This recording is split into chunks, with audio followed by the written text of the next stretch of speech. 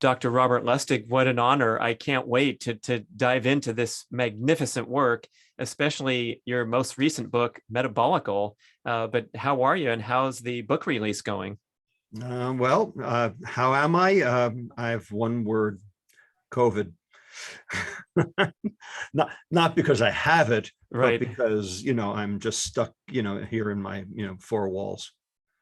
Well, I think a lot of your life's work has been pointing toward this eventuality of people with poor metabolic health succumbing to these previously imaginary global pandemics. But yeah, it's a tough time. It is, and it's hard to watch. I am a great believer in public health. I'm a great believer in people doing right, not just by themselves, but by others, that we have a responsibility to each other. And so, what's going on today is just maddening and, really, really makes me very, very sad. Well, yeah, it's when you're in the trenches like you are.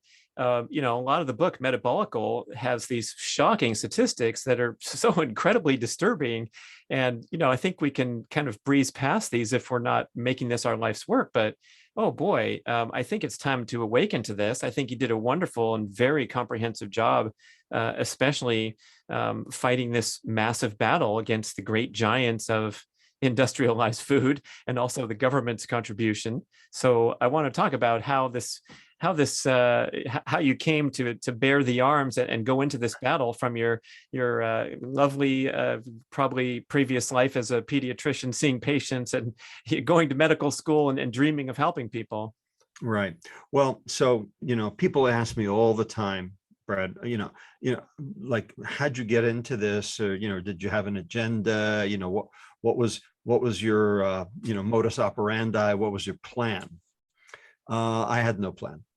Okay. I had absolutely no plan. And I will tell you, I didn't come with an agenda. This problem found me. All right. Sometimes, problems find people rather than people finding problems. I majored in nutritional biochemistry in college. And so I guess I was set up in a way to be responsive, to this debacle, once it had occurred. Back in 1975, when I learned nutritional biochemistry, I learned that different foodstuffs were metabolized differently by the body. So I was very prepared to hear that. And then I went to medical school the next year in 1976. And they basically beat it out of me and said, none of that matters. All of that's theoretical, or it's in animals or whatever. And we don't take care of patients that way. It's just calories. And, I was paying them a tuition bill, and these are the doctors. And so, I listened, for better or worse, I listened. And so really for the first 20 years as a practicing physician, in an academic institution, so I had plenty of backup in terms of, the medical and the dietary staffs, it was eat less, exercise more. This is the way you treat obesity and chronic disease. And none of my patients got better. Now, the standard thought when your patients don't get better is, well, they're non-compliant. But I was having a real problem with children being perpetrators instead of victims, because I'm a pediatrician, and no child chooses to be obese. And then the data started coming out about the fact that babies were being born with extra fat. Okay, we had a 6-month-old obesity epidemic. Okay, and these, babies don't choose what they eat. So this was, sort of the cognitive dissonance that I was dealing with between, what I learned, then what I went to medical school to learn, and then what I was experiencing. And, none of it was making any sense. Now, in 1995, I moved from Madison, Wisconsin to Memphis, Tennessee to become a faculty member at St. Jude Children's Research Hospital. All right. And we had a cadre of 30 massively obese patients who actually started out completely normal weight, but then they got a brain tumor. Hmm. A tumor in the hypothalamus, right in the middle of that energy balance pathway. And because of the surgery, because of the tumor, or because of the surgery, or because of the radiation, didn't matter. These kids basically turned into beach balls. And, the parents would basically, cry, at the visits, this is double jeopardy. My kid survived the tumor only to succumb to a therapy. And it was up to me to do something about it. So what do you tell them? Eat less, exercise more? I mean, these kids were normal weight before the tumor. So, it wasn't genetic, and it wasn't what their parents were feeding them before. And, clearly there was some organic lesion going on here. Well, in 1994, just the year before I went to St. Jude, we discovered this hormone called leptin. Okay, it was discovered at Rockefeller University, where I was a postdoc. So I knew about the hunt for it because, all the MDs, all the doctors at Rockefeller University all knew each other because we all had to take call in the hospital. So Jeff Friedman and Rudy Leibel were the people who, discovered leptin, cloned leptin from the leptin deficient mouse, the OB mouse. And so I knew both of them very well. And so I was, hearing about all of this, at research seminars for years. And then in 1994, they, actually discovered it, published it in Nature. And then I was at St. Jude. And so I postulated that these kids, these 30 kids, they couldn't see their leptin. Clearly, they had leptin before. They have leptin now. But because of the tumor, now they couldn't see it because those neurons were dead. And so if you can't see your leptin, what does your brain see? Your brain sees starvation. It acts like there's no leptin, which means that you have no fat cells, which means you don't have any adiposity on board, which means you're starving. And so what happens when you're starving? Well, we knew that. You eat more and you exercise less. And so I postulated way back when, in 1995, that these kids' obesity was because they couldn't see their leptin. Well, that's all well and good, but then what are you going to do about it? So I went to the literature, and I knew about this model, from my own work as a neuroendocrinologist.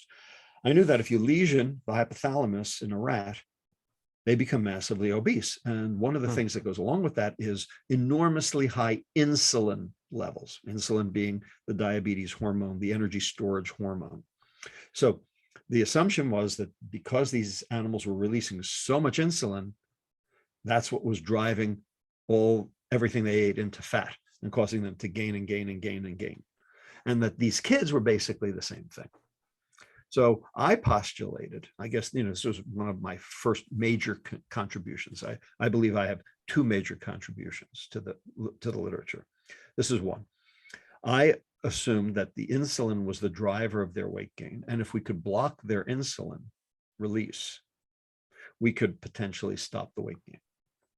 So there was a drug at my disposal that was used for other reasons called octreotide, which can inhibit insulin release at the level of the pancreas.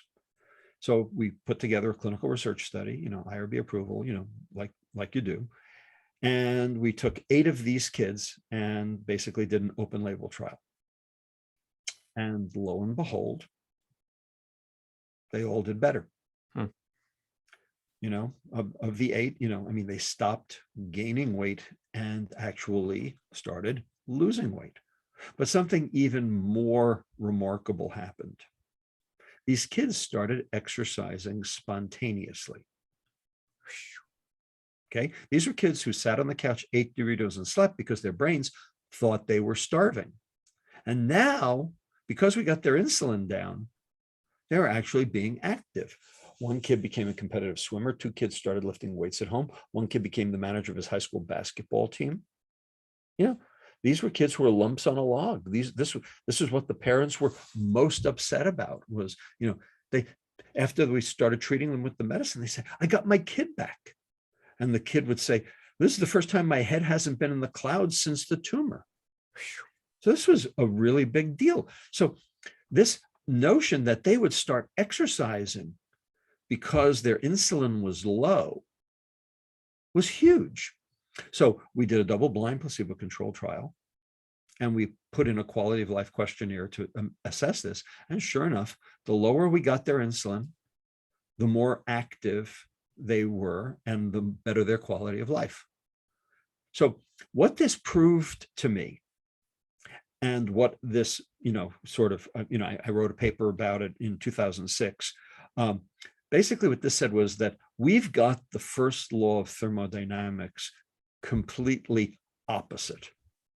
So the standard mantra amongst all the establishment is, if you eat it, you better burn it or you're going to store it. Mm-hmm. That's how the first law of thermodynamics is interpreted. I mean, the law itself says the total energy inside a closed system remains constant. That's what the law says. But the interpretation on the law is, if you eat it, you better burn it or you're going to store it. What I said was, that's wrong. What it should be is, if you're going to store it, that is an obligate weight gain set up by forces out of your control, such as high insulin, and you expect to burn it, that is normal energy expenditure for normal quality of life, then you're going to have to eat it. And now the two behaviors that we associate with obesity, gluttony and sloth, are actually secondary to a primary biochemical problem.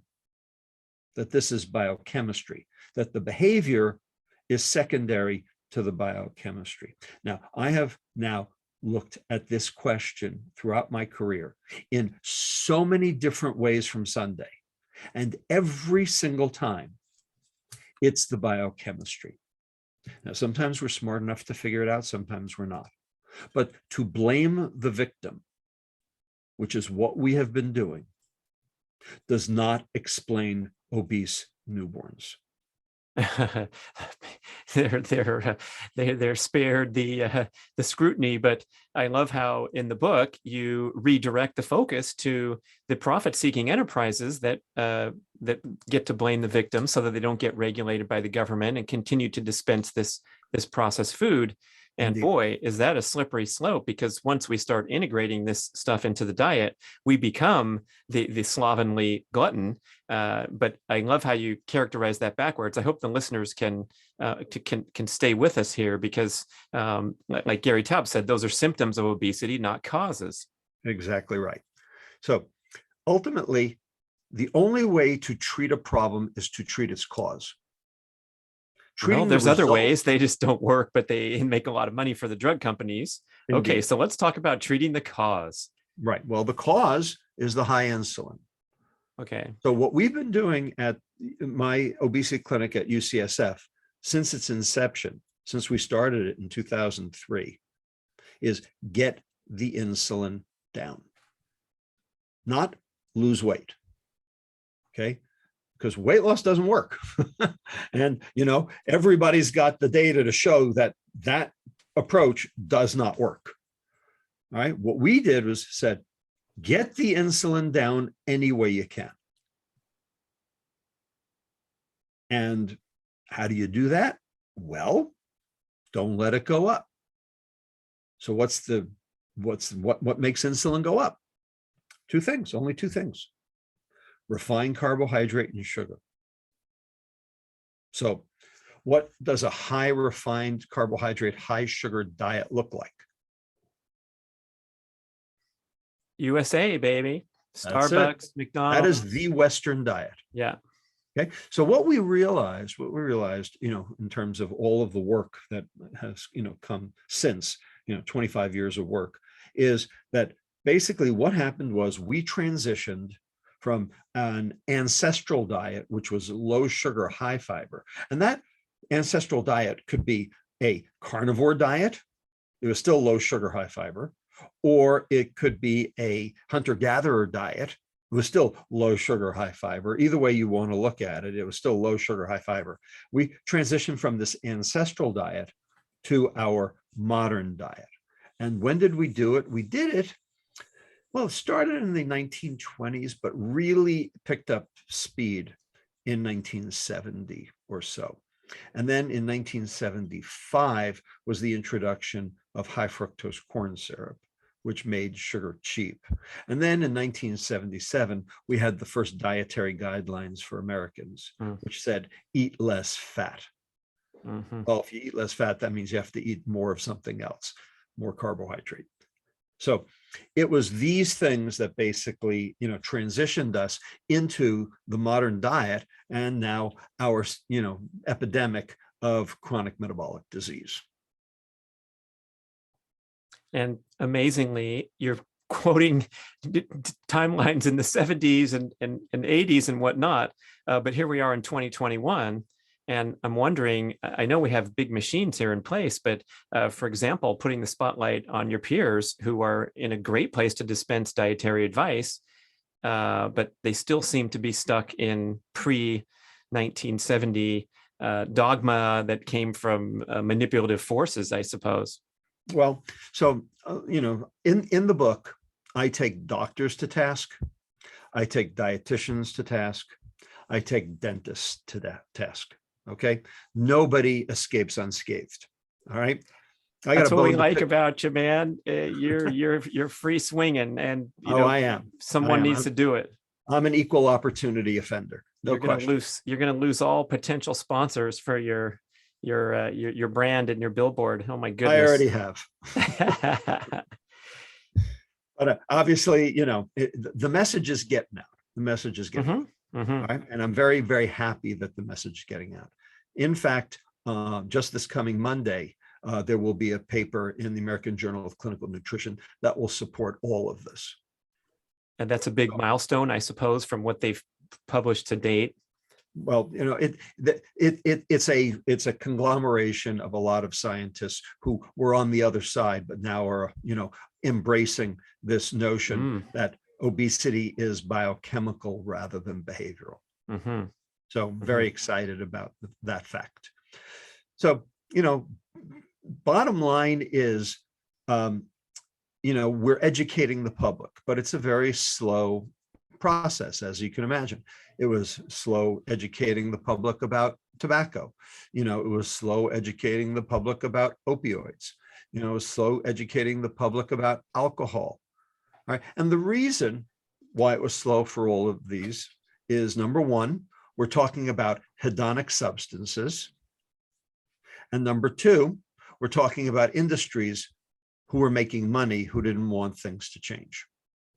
So we had the dark forces, and we also had our own reward center working against us.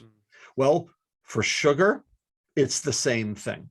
We have our own reward system working against us because sugar is addictive, and we have the dark forces of big food. So should we expect anything different? No.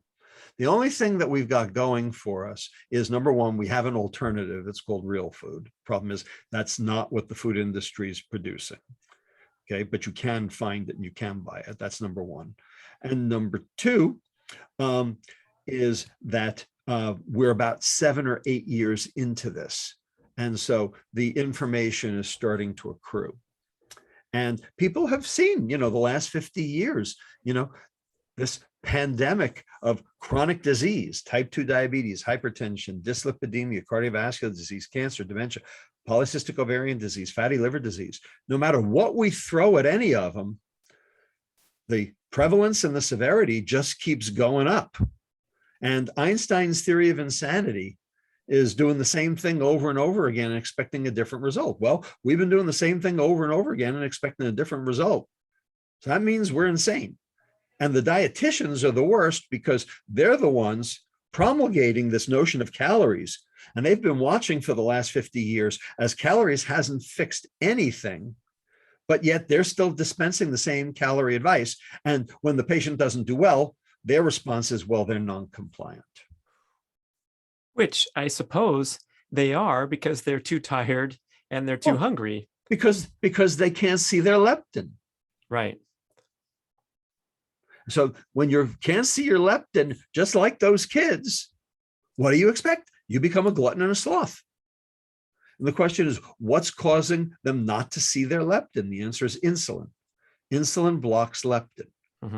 That's why when we get the insulin down, the leptin can work. And when the leptin works, then people of their own volition start eating less and exercising more. That's what we've shown. So the fact that the dietitians blame the victim is, why they are insane. So you had that incredible drug intervention with the 30 more or the 8 morbidly obese kids in Tennessee. If that works so well, too.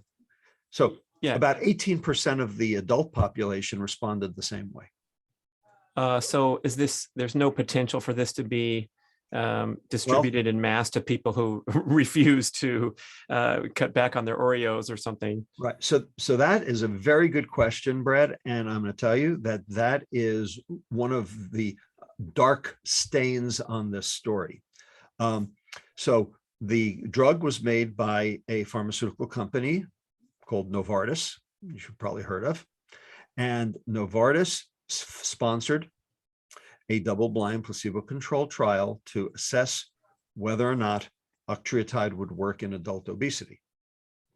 Now, I knew from our previous work that the higher the insulin release, the better the drug worked, because after all, the drug's inhibiting release. They didn't want to do the testing to figure out who was who. They told me we would figure it out after the fact. They wanted to get as many patients into the study as quickly as possible. And so we didn't run those analyses. And then when we saw the results of how well they did over the 6 months of the trial, it was very clear that about 10%, maybe 15% of the patients did remarkably well, but there were a whole bunch of people that didn't. They just didn't respond? Because they didn't have insulin secretion as the problem. They had insulin resistance as the problem. And octreotide would only treat the insulin secretion problem. Right. Okay? It was targeted at a specific pathology, and about 15% of the obese adults have this pathology. But some, brilliant, guy at Novartis decided, well, we don't want to have to screen people. Therefore, because that's just too hard. So therefore, this isn't a good way to do business. And so they basically deep-sixed it. And we never even got to run the insulin levels on the trial. Well, fortunately, there's a super easy way to reduce insulin for free that you can start on tomorrow for those interested.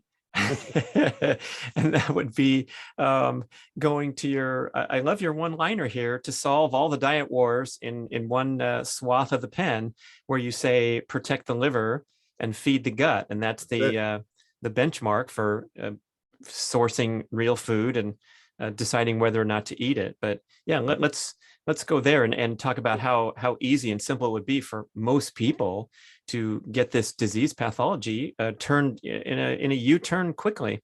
Right. So in the book, I basically, ask the question, what's healthy? So the FDA has its own definition of healthy, which is low in calories, low in saturated fat, high in vitamin D, high in potassium. Now, you think that's healthy? Really? Is that the spray bottle vitamin D and potassium that they put on the cereal? I don't even know. USDA doesn't even have a definition of healthy, because if they did, then basically none of the foods could say that they were healthy on them. So they're keeping that one on the back burner. Right.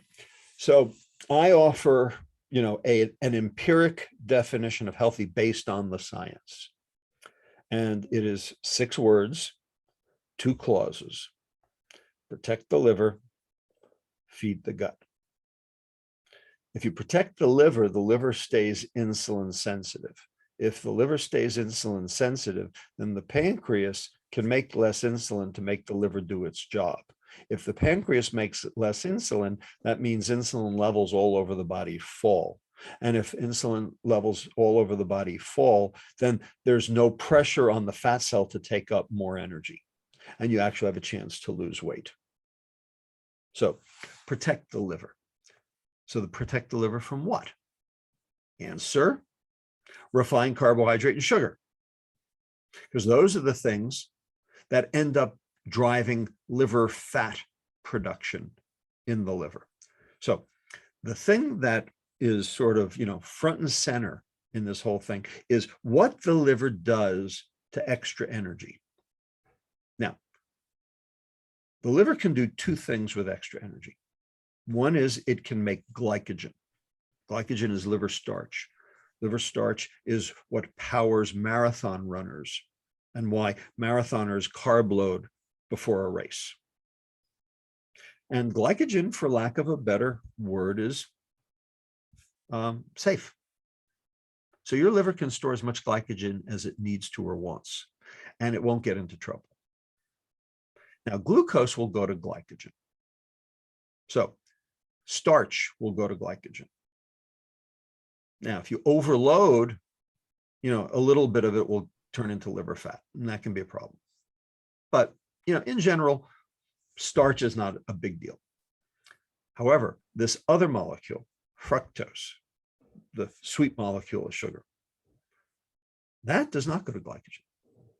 It's also not insulin regulated. And the liver picks up all of it. Must go to the liver first, cannot be burned. It has to go to the liver first because only the liver has the transporter for it. So when you consume a 20-ounce Coke, you are flooding your liver with fructose. And the fructose basically has no place to go but the liver. And so the liver gets overwhelmed and the mitochondria can't process it and turn it into energy. And so the mitochondria basically stop taking it in, and the rest of the cell then turns that fructose, that sugar, into fat. And then that fat has one of two fates. It can either be exported out of the liver as triglyceride, and that's a setup for heart disease and obesity, or it can precipitate in the liver as a lipid droplet. Now you have fatty liver disease, and now you have insulin resistance, and now you have your risk factors for type 2 diabetes, cancer, and dementia. So basically, once that liver decides to take that sugar and turn it into fat, you are screwed. So stop that process. Well, are there any drugs that can stop that process? Not yet. So the only way to stop that process right now is limit the amount of sugar your liver sees. Protect the liver. So that's if you number one. You have your soda, your 7-Eleven Slurpee. Oops, we just lost another sponsor. And then a handful of healthy blueberries from the farmer's market. We're getting fructose stacked on top of a high processed foods diet. And that's where the problem is? Or is there a distinction between processed fructose from the fructose in the blueberry? Well, so first of all, the blueberry doesn't have much fructose in it. Okay, I mean, blueberries are sweet, but they're not a soda. There's a certain amount of fructose in them, but it's not very high. Fructose is so sweet, it comes through anyway. Now, the blueberry has something else, though. It has fiber. And so that's number two in the, cavalcade of things you need to understand about this, the healthy. Okay, feed the gut. Well, what does the gut eat if you're going to feed it? And the answer is fiber.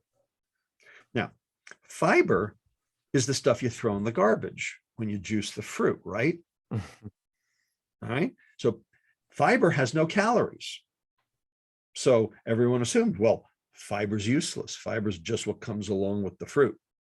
No, that's the mistake. Turns out the fiber's not for you. The fiber is for your microbiome. The fiber is their food. So when you eat food, you're eating the food for you, and you're eating the food for them because they got to live. Okay, you got 10 trillion cells in your body. You got 100 trillion bacteria in your intestine. Okay, they outnumber you 10 to 1. Each of us is just a big bag of bacteria with legs. Now, they got to eat something. Well, what do they eat? Well, they eat what you eat. The question is, how much did you get versus how much did they get? And fiber makes sure they get what they need because fiber is their food. So fiber does 6, count them, 6 separate things in your gut that are all related to your body's metabolism and your metabolic health. 6. Here they are. The fiber, and there are 2 kinds of fiber, soluble and insoluble. Soluble is like pectin or inulin, like what holds jelly together. Insoluble is like cellulose, like the stringy stuff in celery. Okay, together they form a gel on the inside of the intestine. You can actually see it on electron microscopy. All right, imagine a fishnet. The water goes through the fishnet. But now imagine a fishnet that has a whole lot of kelp. Okay, now the water doesn't go through the fishnet because the kelp is blocking up the holes. All right, well, that's what's happening in your intestine. Okay, the insoluble fiber, the cellulose, sets up the lattice work of the fishnet. The soluble fiber or globular, they plug the holes in the fishnet. And together they form this impenetrable barrier that reduces the rate of glucose, fructose, sucrose, simple starch absorption from the gut into the bloodstream so that you protect the liver. Okay. Now, if you only put soluble fiber in, like what the food industry does, like Fiber One bars or Metamucil, you're actually not setting up that gel because you need the insoluble fiber, and that's not what's there. Okay, so that's the first thing. And what that does is that protects the liver. The second thing is, because of that gel, because of the reduction in the rate of absorption, you keep your blood glucose from spiking too high. Okay, this is the concept of glycemic load. And that means your insulin response will stay down. And if your insulin response stays down, then you're not going to shunt sugar to fat. So that's number 2. Number 3, the food moves through the intestine and the microbiome will chew up what you didn't absorb early. So you're feeding your microbiome. Number 4, the food moves through the intestine faster because the fiber gives it bulk. It kind of greases the skids, as it were. And so you end up getting to the end of the intestine faster. And there's a hormone that the end of the intestine releases called peptide YY, which then goes to the brain and tells your brain, hey, meal's over, I'm done, I'm satiated. That is your satiety signal. And it takes about 20 minutes to get from the stomach to the end of the intestine, which is why we always tell everybody, wait 20 minutes before second portions. Okay, give the food a chance to get there. But the more fiber in the food, the quicker it gets there. All right? I mean, think about it. The brat diet, the bananas, rice, applesauce, toast diet that we give to kids when they have diarrhea. Okay, the reason is because it's constipating, because it's not moving the food through the intestine faster because there's no fiber in it. Okay, we've just, that's why it works to treat diarrhea, is because it's constipating because there's no fiber. All right, so that's number 4. Number 5 is the soluble fiber, the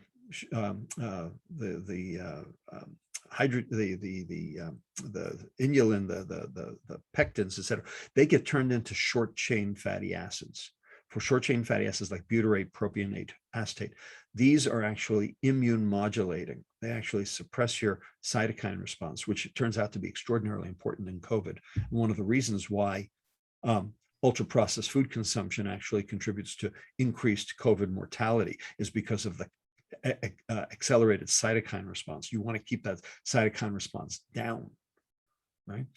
And the soluble fiber does that. And then number 6, the insoluble fiber will act as little scrubbies on the inside of your colon, getting rid of the cancer cells. Now, 6 separate things that the 2 fibers from real food do together. If you add soluble fiber, you only get 2 of them. No one can add back insoluble fiber because insoluble fiber is not miscible. But if you could, it would also only do 2 of them. You need all 6. The only way to get it today is real food. So That's why you have to feed the gut. Protect the liver, feed the gut. You do that, and that's called real food, and your metabolic health will improve. Your insulin will go down. And if your insulin goes down, guess what? You lose weight. So that's the key to this whole obesity debacle. Simple as can be, Well, transcending the diet wars on either side, the vegans against the paleos and the carnivores. But if we just transition over to real food. Now, is there some concern about, you hear about getting excess fiber in the processed food diet? I suppose that's just that one kind that you're right, cranking the Metamucil and the processed products. right. That's all they're doing, is they're just adding Metamucil. They're adding, psyllium husk, or, pectin or something. And that won't do it. That just won't do it. And, Metamucil has tried, 50 ways from Sunday to try to get the FDA to approve health claims for Metamucil about, lowering blood glucose and, being a weight loss. And the bottom line is the data just aren't there. On the other side, we hear from, let's say, carnivore advocate, testing out your sensitivity to plants and going with the emphasis on the nutritious animal foods, where comparatively, we're not getting much fiber. But do we have to go looking for mountains of high fibrous food, or where's that sweet spot where if we just choose natural unprocessed foods, we'll be okay? Basically, look at all the diets that work.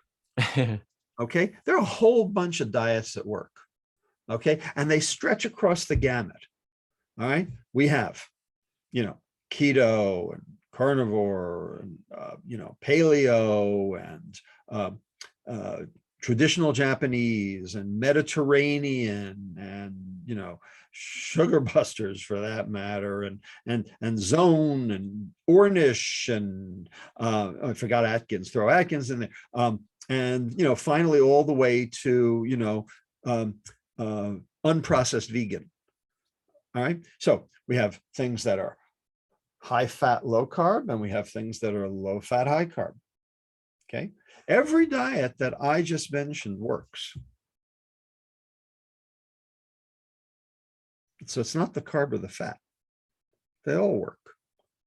So what do those diets have in common? They all are real food. Now, as it turns out, you can do keto wrong. Mm-hmm.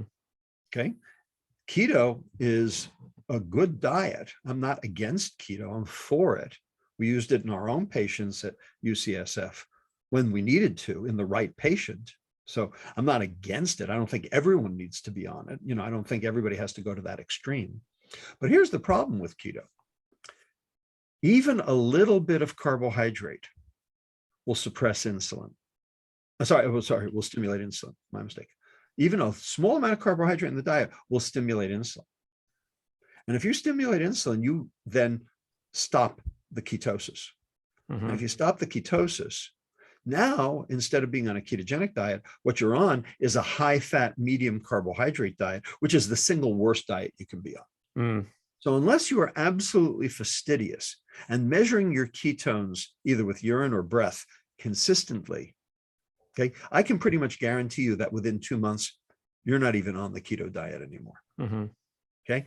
Only the truly committed can manage a ketogenic diet for any length of time.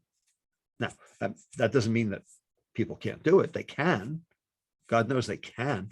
But, the, shall we say, weekend warrior type, who are just going to do this because it sounds like a good idea, they're going to be falling off the wagon, imminently. Inadvertently too, sometimes. Right. And they won't even know. And yeah. they won't even. So this is the problem with keto. The problem with vegan is much easier to explain. Coke, Doritos, and Oreos are vegan. Okay. So vegan, if it's going to work, means unprocessed vegan. Processed vegan is the Western diet without meat.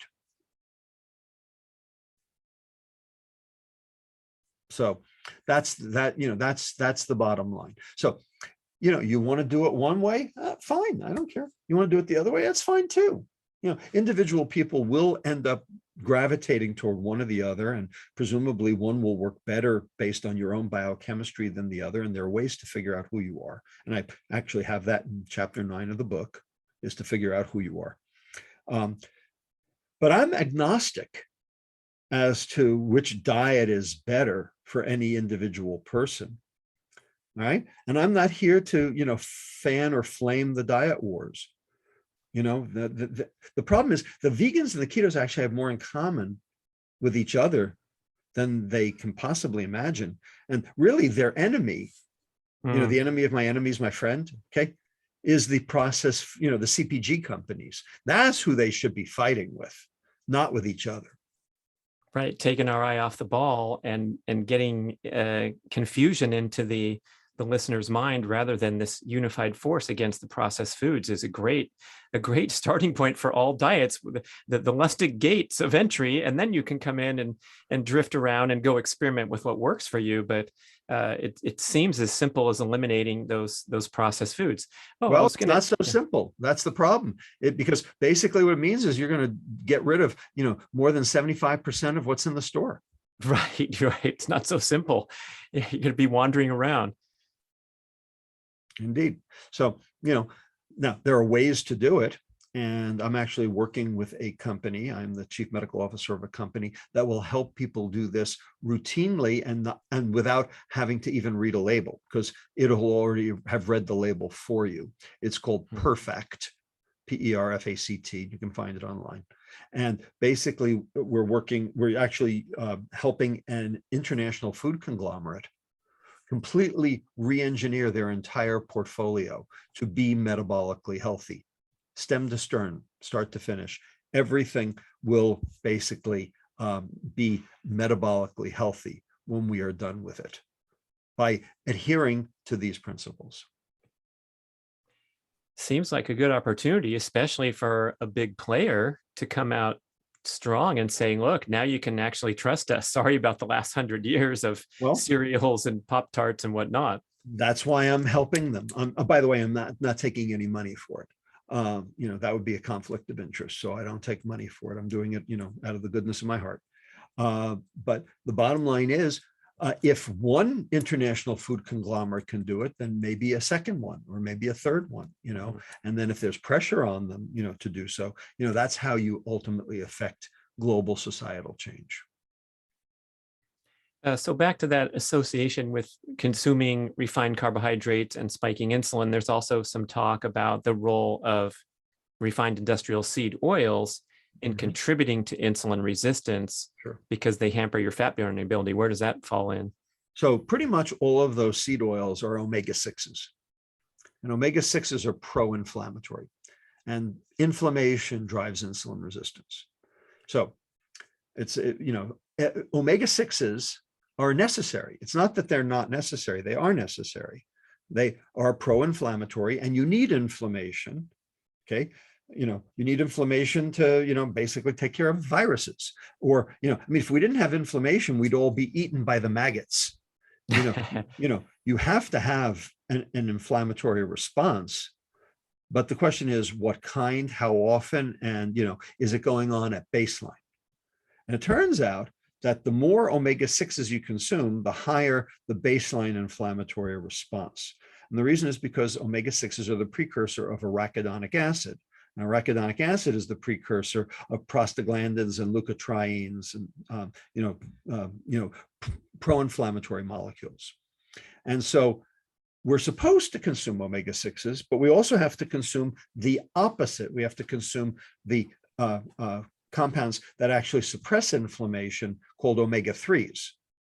Omega-3s are absolutely essential for normal brain functioning. They are part of the neuronal membrane, and they keep neurons from dying. And so they're very important in both depression and dementia. But omega-3s, where do you get those from? Wild fish and flax, but not very much. And to be honest with you, there's not a lot of omega-3s in most vegetarian or vegan items. right? And people talk about eggs being a source of omega-3s. Well, you know what? Processed eggs are not.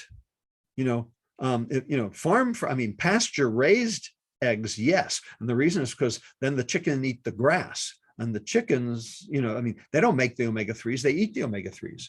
The fish don't make the omega-3s, they eat the omega-3s. Who makes the omega-3s? Well, the algae. The plants make the omega-3s. The fish eat the algae, we eat the fish. So we get our omega-3s third hand. Right. And the eggs, yes, that's true. If the chickens eat the grass, then they have the omega-3s. In the book, I actually have a picture, it's unfortunately black and white, of 2 eggs, sunny side up, frying in a skillet. One is a pasture-raised egg, and the other one is a factory egg. And the pasture-raised egg is orange, and the factory egg is yellow. So yellow eggs are actually omega-3 light. Okay, you want to go omega-3 heavy, you need pasture-raised eggs, but where do you get those?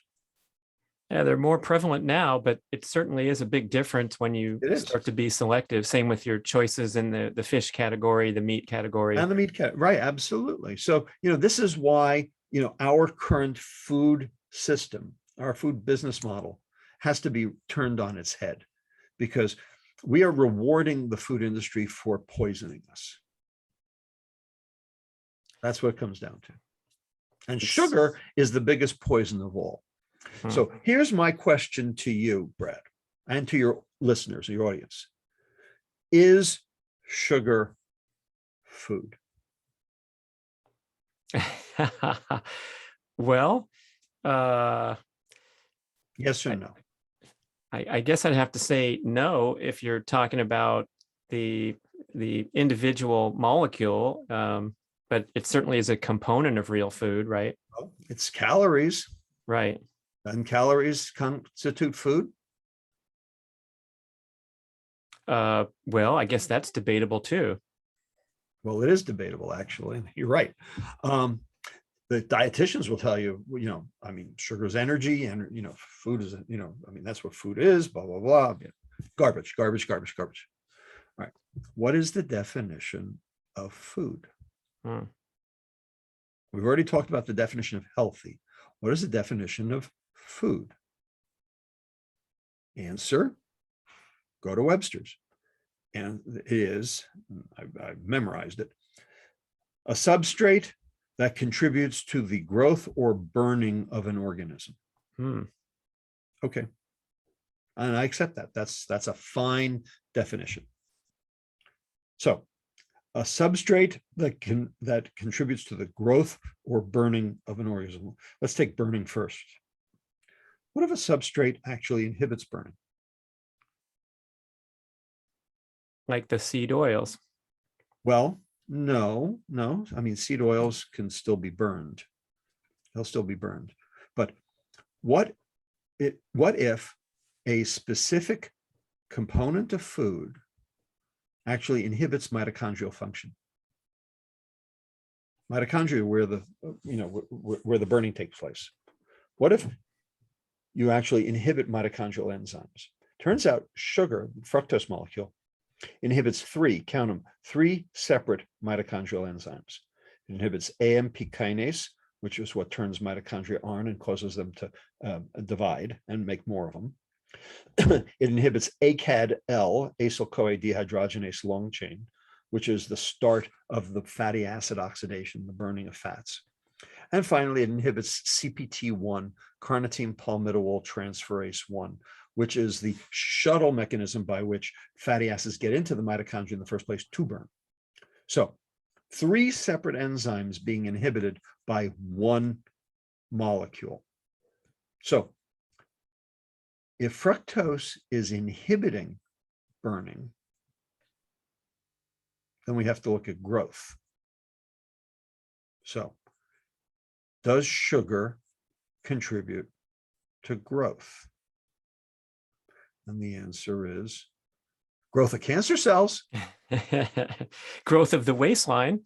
Well, yeah, but it does not contribute to growth. It actually inhibits growth. So my colleague, Dr. Efrat Monsenigo Ornan, who is the head of nutrition at Hebrew University, Jerusalem, just published a 27-page article in Bone Research demonstrating the mechanisms by which ultra-processed food, and specifically sugar, inhibit bone formation, bone growth. And we know that basically once you raise insulin, what you're doing is you're raising cancer potential. So you're actually increasing cancer risk. So sugar inhibits normal growth. It inhibits normal burning. So is sugar a food? I guess it's losing its status very quickly here. In fact, sugar is a poison. Mm-hmm. Because anything that would inhibit the growth or burning of an organism would be a poison. Now, where's the cutoff point, Rob, from the natural sugars contained in the apple off the tree versus the apple juice? It's very simple. The apple has fiber. The juice doesn't. So that's the litmus test right there. So the fructose molecule is the same in both. But the difference is that when you consumed the fructose molecule as part of an apple, the fiber made sure your liver didn't see it. Made sure it went further down the intestine, where instead it became the food for your microbiome instead of the poison for you. So there comes up your other mantra, which is it's not what's in the food, it's what's done to the food. Correct. And that's going to have us unwind a lot of the marketing content and the food label. The food label and all the touting on the box of the great things that are in this box, however, how badly processed it's been. That's right. It's not what's in the food, it's what's been done to the food. And you can't learn that from the label. In fact, the only way to approach this is when you see a label on any given food, it's a warning label. It says nutrition facts, but we can just interpret that to mean nutrition warning. Yeah. Right. Exactly right. So this is what I try to convey in the book is, basically how to conduct yourself in the store, how to figure out what it is you should be eating, okay, and why it is that every single thing you do to try to make yourself healthier backfires. So if we want to unwind things a little bit, you mentioned glucose being the symptom, not the cause. I'm having fun with my continuous glucose monitor and enjoying it's Levels Health too. What? It looks like Levels Health. Oh, this is NutriSense, but I like the Levels Health people too. And it's a really good behavior modification device because you can see in real time what happens when you walk after your meal and all that great things. And I like how you mentioned exercise hitting 5 of the 8 subcellular pathways to disease, which is better than 0. It's better than 2, but altering the diet and the idea that you can't outrun or out exercise a bad diet, I think needs to come to the forefront these days. Indeed. So in the book, I talk about the 8 subcellular pathologies that drive all chronic disease. Okay. Now these 8, I call them the hateful or the grateful 8. When they're working for you, you'll be 110 playing tennis. When they're not working for you, you'll be 40 in a wheelchair with 2 stumps on dialysis waiting for your next stroke. Okay. And everything, of course, in between. Now, those 8 pathologies belie all the chronic diseases that I mentioned earlier on in the program. But they don't have ICD-11 codes. So doctors don't know them because they're not getting paid for them, and doctors don't explain them to their patients. And there's virtually no way to figure them out, from any lab tests. And there's no medicine for any of them anyway, because none of them are druggable, but they're all foodable. And that's what I explain in the book. So here are the 8. I'm going to name them real quick as we're, getting ready to close here. Glycation, oxidative stress, mitochondrial dysfunction, insulin resistance, membrane instability, inflammation, methylation, and finally, autophagy. Now, when these 8 are working for you, you'll be as healthy as anybody. When these 8 are working against you, you're gonna be sick as hell, right? And there's one thing that makes all 8 better: real food. And there's one thing that makes all 8 go south all at once: processed food. I like how you say that all this fascination with fasting and kickstarting autophagy is wonderful. But if you're have a baseline diet of real food, you don't even need to fast to enjoy the benefits. And that kind of makes sense from an ancestral perspective too, where we're bragging about our ancestors going all winter with no food. But the ones by the ocean that figured out how to make a fish net, they were probably eating as much as they wanted all day long for years and centuries. Right. So it's a nice, big picture look at everything instead of getting fixated with the details of how long your fasting period is today versus tomorrow and all that. Exactly right. Bottom line, why does intermittent fasting work? Well, it probably works for 2 reasons. One, it gives your liver a chance to burn off the fat that accumulated from the hours before, thereby keeping your liver insulin sensitive, i.e. protecting your liver.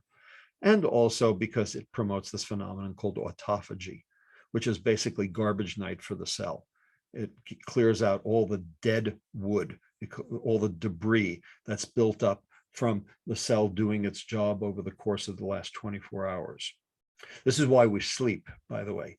That's garbage night for the brain. Okay, it's the time when the brain can get rid of junk that's accumulated: protein aggregates, lipid peroxidation products, defective mitochondria, et cetera.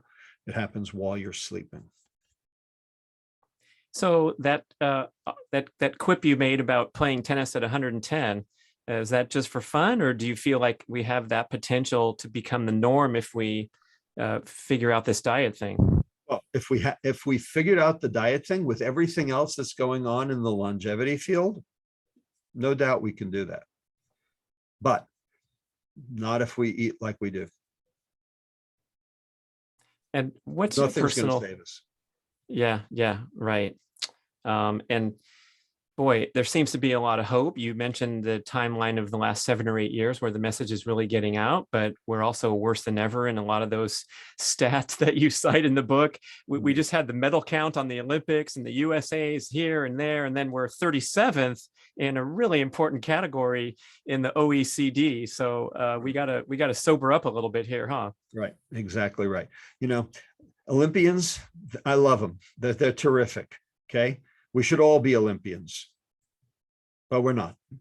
And it's not because we don't have just God-given talent. It's because we eat crap. Now, to extricate from this trap by a really well-meaning person who's writing the goals on the whiteboard and hoping they can pass by that Starbucks. But in your other book, The Hacking the American Mind, you talked about the addictive properties and the addictive nature of all this stuff. Right. What do you recommend as some baby steps here to escape the clutches? Right. This is the cognitive dissonance. And the food industry uses it like crazy. I mean, sugar's their hook. They put cocaine in the food if they could, but they can't. So they put sugar in, and also caffeine. Because that's what's legal. So what do you do? Well, the first thing you need to know is that 62% of the sugar in your diet is in the ultra processed food category, and 67% of kids' diets. That's where the sugar is. It's 67%. So, that's the category we have to deal with. Now, there's food processing, and then there's ultra food processing. The difference between them I can sum up in 4 simple paradigms. You have an apple, you have apple slices, you have apple sauce, you have an apple pie.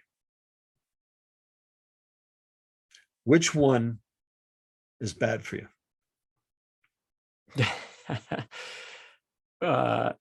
I'm going to say the latter two, no brainer. Well, turns out the apple pie is worse than the apple sauce, but the apple sauce is worse than the apple slices. And the apple slices, believe it or not, is worse than the apple. Okay, so every degree of processing takes you down that road. But it's really only that class 4, that apple pie, that really portends significant cardiometabolic danger. All right. But that, unfortunately, is 90% of the food. Right. A lot of it in disguise. We know the apple pie is a sugary treat, but when you go to Jamba Juice and look at the marketing messaging and Same the thing. health bomber, super green health bomb, right? You're looking at grams of processed sugar. That's it. So this is what people have to understand. This is what people have to embrace. And if we do, then, we can get somewhere. But ultimately, the food industry has to change. And, they're going to basically drive this bus till the wheels fall off. Yeah, I like your comment that there's always going to be more money than votes. So we kind of have to vote with our pocketbook and push into. Vote with your fork. You vote with your fork, right? 21 times a week. Or less if inclined. What's your personal routine like before we close? I'm curious. I never discuss it. That only gets me into trouble. Yeah. I mean, you made a joke that you're not standing here as an extreme fitness guy. No, you wish you were not overweight or something of that in an interview, but it's I'm just a scientist. I am not a role model. I am just a scientist. I understand that doesn't mean, I do everything right, and I'm clear on that. I was a stress eater throughout, childhood and college and med school, and really probably for the first 45 to 50 years of my life until I started figuring out what was going on. Right. And I suppose if we bring in a different level of mindfulness to our indulgences, and I talk about this a lot, I'm an athletic guy and I'm promoting health and all this great stuff. But when my popcorn habit gets out of hand because it becomes more habitual than celebratory, I think there's a clear distinction there where even Dr. Lustig is allowing us to enjoy our life a little bit. And who knows, we might see you eating a slice of cheesecake at the cafe when things open up in the Bay Area. But it's a different story. Only at Junior's in New York City. Right. That's the only cheesecake worth consuming. You got to shoot for the top. Great point. Oh, man. Everyone, I hope you go read Metabolical. Thank you so much for spending the time explaining things. The battle that you're fighting is tremendous, and keep up the great work. Don't give up. Don't back down now. You've gone this far. Oh, no, never. That's Dr. Robert Lustig, everybody. Thanks for listening. Thanks for having me.